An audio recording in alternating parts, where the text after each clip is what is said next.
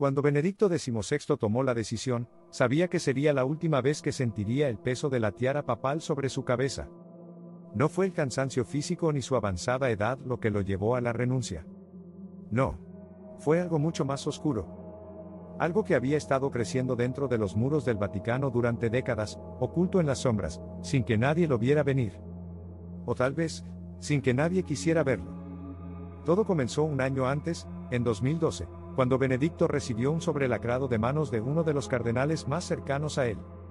El sobre no tenía remitente y estaba acompañado de una única frase que lo hizo temblar: todo lo que sospechas es cierto. El Papa, conocido por su calma y meticulosa personalidad, no mostró emoción, pero en su interior sintió que algo helado le corría por las venas. Al abrir el sobre, encontró una carpeta de documentos que detallaban una red secreta de influencia dentro de la Iglesia. Esta red no solo era poderosa, sino que estaba formada por cardenales y prelados de alto rango que utilizaban su estatus para mantener relaciones homosexuales clandestinas, y lo peor de todo, usaban estas relaciones para chantajearse entre ellos y manipular las decisiones más importantes de la Iglesia. La corrupción era más profunda de lo que jamás había imaginado. Benedicto había oído rumores sobre un lobby gay dentro del Vaticano, pero siempre los desestimó como meras habladurías. Ahora, frente a él, estaba la prueba irrefutable. Las páginas del informe detallaban encuentros en hoteles secretos, chantajes cruzados y el uso de secretos sexuales para presionar a otros miembros de la curia. Este grupo tenía control sobre finanzas, decisiones e incluso sobre quién ascendía dentro de la jerarquía de la Iglesia. El Papa entendió en ese momento que no solo era una cuestión moral, esta red tenía el control de las estructuras de poder del Vaticano. Y lo tenían a él en la mira. Los documentos contenían algo aún más espeluznante, evidencias de que la red había intentado acercarse a él indirectamente, intentando influir en sus decisiones a través de terceros. El Papa no solo estaba rodeado de lobos, estaba siendo cazado. Pero ese no era el peor de los horrores. Una noche, semanas después de recibir el informe, Benedicto fue despertado abruptamente por ruidos en su residencia privada. No fue el tipo de ruido que se oye en una casa común, eran susurros. Bajo, constantes, como si varias personas estuvieran hablando, conspirando, pero desde las sombras. Benedicto se levantó de su cama y recorrió lentamente los pasillos, llevando consigo un crucifijo, sintiendo un frío inexplicable en cada paso que daba. Al llegar a una pequeña capilla privada, escuchó un susurro que parecía emerger de las paredes mismas. El Papa rezó en silencio, pero entonces, sintió una presencia. Volteó lentamente y lo vio, una figura encapuchada de pie en la esquina, en las sombras. No podía verle el rostro, pero sí distinguió algo: llevaba una túnica papal. El horror lo invadió. Sabía que no estaba viendo a alguien de carne y hueso. Esa figura no era de este mundo.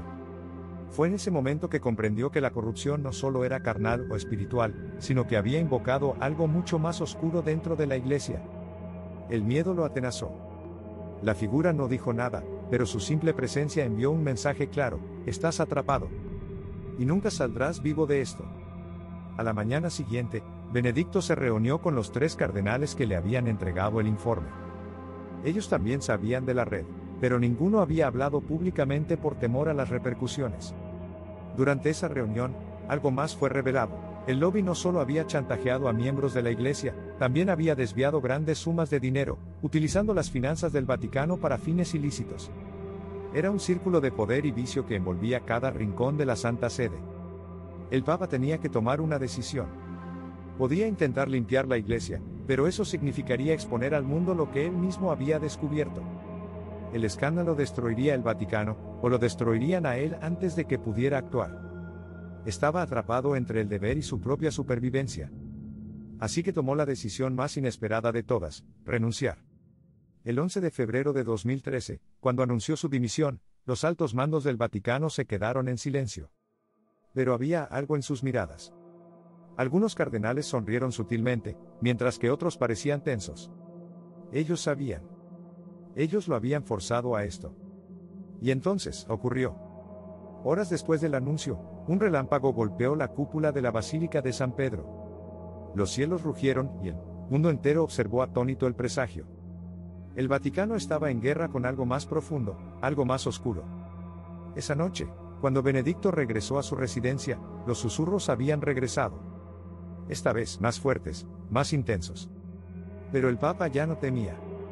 Sabía que lo que había invocado con su renuncia no era más que el principio del fin. La red seguiría ahí, en las sombras, manipulando, controlando. Pero él no viviría para verlo. Benedicto XVI se retiró en silencio, observando cómo el mundo giraba sin saber que en el corazón de la Iglesia Católica, una conspiración de proporciones inimaginables seguía operando. Las figuras encapuchadas que él había visto en sus pesadillas ahora caminaban por los pasillos del Vaticano. Nadie se atrevía a hablar. Nadie se atrevía a desafiar.